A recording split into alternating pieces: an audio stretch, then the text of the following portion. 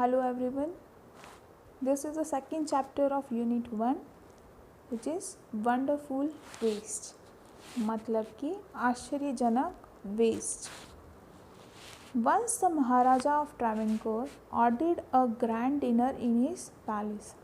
एक बार ट्रैवेंकोर का एक महाराजा था, उसने अपने पैलेस मतलब उसके अपने राज्य में एक भव्य डिनर का आयोजन किया, मतलब बहुत ही बड़ा रात के खाने का आयोजन किया.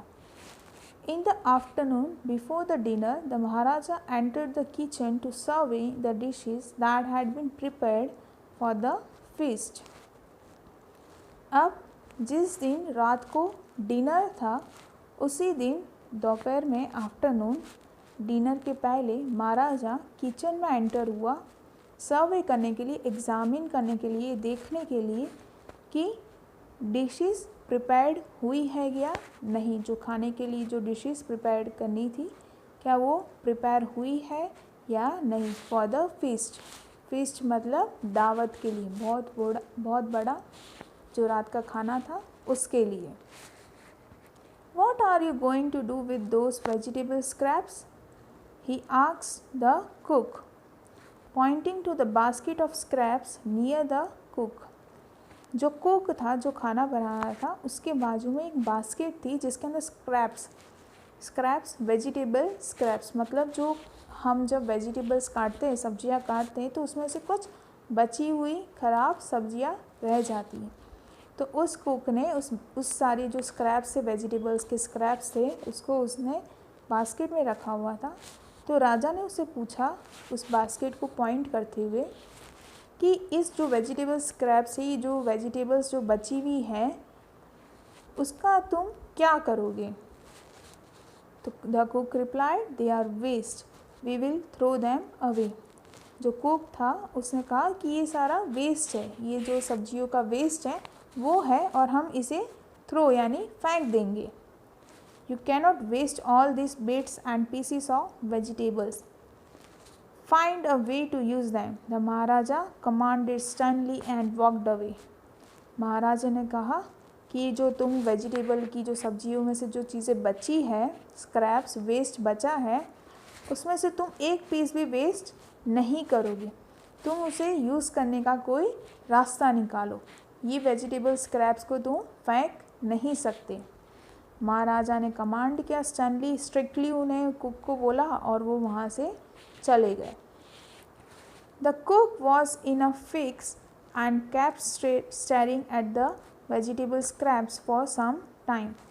जो कुक था, खाना बनाने वाला, वो was in a fix मतलब उसे कुछ समझ नहीं आ रहा था और वो ऐसी सिचुएशन थी जिससे वो बच भी नहीं सकता. ये महाराजा का ऑर्डर था कि उसे वेजिटेबल स्क्रैप्स को यूज़ करना है, वेजिटेबल्स का जो वेस्ट बच चुका था उसे यूज़ करना है. अब वो जो वेजिटेबल स्क्रैप था, कुक उसे स्टेयर मतलब घूरे जा रहा था कुछ समय तक. Suddenly an idea flashed across his mind. अचानक कुक को एक दिमाग में आइडिया आया. He took all the vegetable bits and washed them and clean them well. Cook ने वो जितने भी वेजिटेबल्स के स्क्रैप्स से टुकड़े थे, बिट्स यानी जो वेजिटेबल्स का जो वेस्ट बच गया था उसके जितने भी टुकड़े थे, उसने वो सारी चीज़ें ली, उसे वॉश किया, धोया और उसे क्लीन किया. Then he cut them into long strips. फिर उस कुक ने क्या करा, जो वेजिटेबल का जो वेस्ट था उसे धोने के बाद, साफ़ करने के बाद उसे लॉन्ग स्ट्रिप मतलब लंबे लंबे पीसीस में कट किया. He put them in a huge pot and placed it on the fire to cook. Cook ने एक बड़ा सा पॉट लिया, वेसल लिया, बर्तन लिया और उस पर उसके अंदर सारा चीज़ वो पकाने लगा. जो भी उसने सब्जी कट की थी उसे उसके अंदर डालकर पकाने लगा, कुक करने लगा. Next he ground some fresh coconut, green chillies and garlic together. Ground is the second form of grind, पीसना. नेक्स्ट उसने क्या करा, कुछ फ्रेश कोकोनट लिया, फ्रेश नारियल लिया, ग्रीन चिलीज़ हरी मिर्ची ली और गार्लिक लहसुन लिया. उस नारियल, मिर्ची और जो लहसुन का जो था उसे ग्राइंड किया और उसका एक पेस्ट बनाया। He added this paste and some salt to the cooking vegetables. उसने ये जो पेस्ट थी, जो ये पेस्ट बनाई थी कोकोनट, ग्रीन चिलीज और गार्लिक से, वो पेस्ट उसने उस पॉट में डाली, उस वेसल में डाली जिसमें वो सब्जी बन रही थी, और उसके अंदर थोड़ा सा सॉल्ट, नमक डाला। A tempting smell started coming from the pot, और वहाँ से बहुत ही ज़्यादा नाइस, बहुत ही अच्छी स्मेल आने लगी, जिसमें वो जो वेजिटेबल स्क्रैप से जो चीज़ उसने डिश बनाई थी उससे काफ़ी ज़्यादा मस्त, बहुत ही प्यारी अच्छी स्मेल आने लगी, जो एकदम टेम्पटिंग स्मेल थी उस पॉट में से। Now he whipped some curd and added it to the curry. फिर उसने दही लिया, कर्ड मीन्स दही, दही लिया, उसको विप्ड किया, उसे हिलाया, और उस दही को उसने जो करी थी, जो ये चीज़ बन रही थी, डिश बन रही थी, उसके अंदर ऐड किया, डाला। He also poured a few spoonfuls of coconut oil and decorated the dish with curry leaves. उसने कुछ चम्मच भरकर उसने उस जो करी जो बन रही थी डिश, उसके अंदर कोकोनट ऑयल डाला, नारियल का तेल डाला, और उसे डिश को डेकोरेट, सजाया करी लीव से। Lo and behold, the new dish was ready. Look what a surprise, देखो ये क्या मस्त चीज़ बनी है, जो नई डिश है वेजिटेबल वेस्ट से, जो वेजिटेबल से जो बची हुई चीज़ें थी, बेकार चीज़ें थी, वेस्ट था वेजिटेबल सब्जियों का, उससे देखो एक नई डिश रेडी है।